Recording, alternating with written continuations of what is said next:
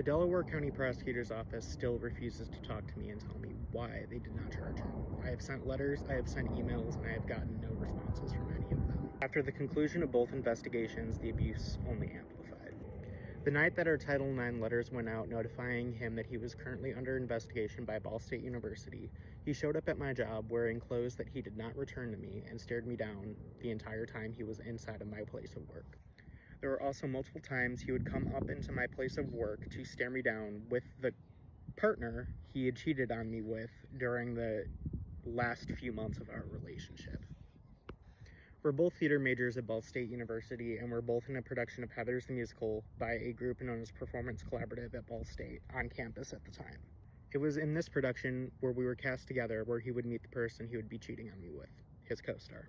Aside from stalking me at my place of work, I decided to seek a protective order from the local courts to try to get this covered.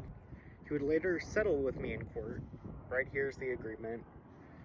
Essentially, again, admitting fault to what he had done, and he would then agree to stay away from me at all times.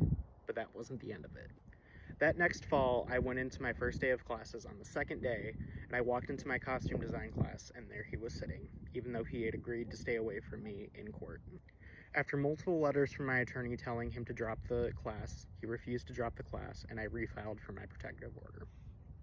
Even though this is technically a direct violation of the settlement agreement, the judge refused to find a violation, and I was forced to once again settle with him in a court of law for another agreement in which he agreed that if we were in the same class together again, he would have to go on a Zoom call while I got to attend in person. Next semester rolled by, and I was once again put in another class with him. I reached out to the professor to let him know about the agreement, and he referred me back to the Title IX office. I would later meet with the assistant Title IX coordinator in her office, where she would later tell me that there was absolutely nothing she could do other than change my class instead of his class, or put him on a Zoom call, as technically they had to approve the court agreement, even though this is a court agreement which should be above a school. But that's not where the story ends. It actually gets way worse from there.